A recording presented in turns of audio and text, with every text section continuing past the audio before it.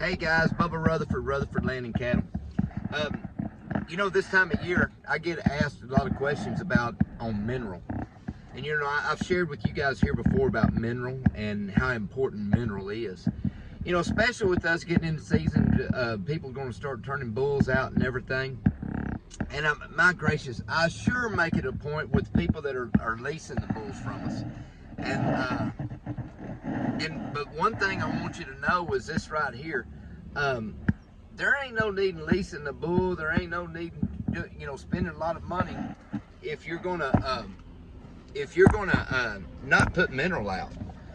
And what I mean by that is this right here. Just give you an example.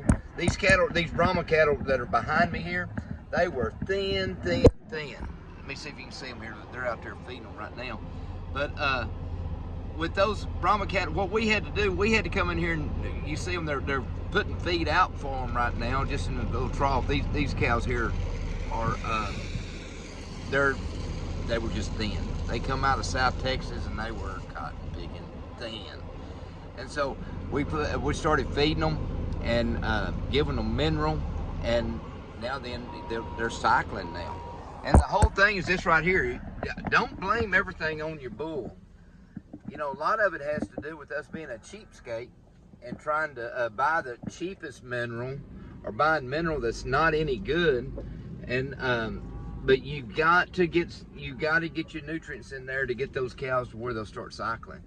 And so just something for you to remember. And people say, well, I got lick tubs out for them. Well, that's good. This time of year, of course, we have I've got cattle that I got nothing but syrup tubs out with, and they got dead grass.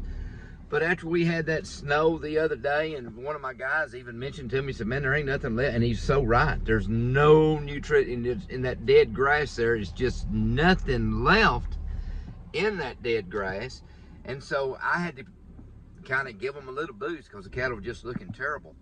This time of year, you got a lot of water in your grass. You got your grass has just not got anything in it, just a lot of liquid. And that's the reason when you go to the sale barn, you see all these cows looking real thin, just weak. They may be full of hay, but there's no protein in it whatsoever. The cattle are just weak, so they need a little boost. And that's why it's so hard to get those cattle to come in heat and breed if they don't have the right nutrition and the right minerals in them. So I would highly recommend you getting some mineral, a good mineral, and which keep it out year long.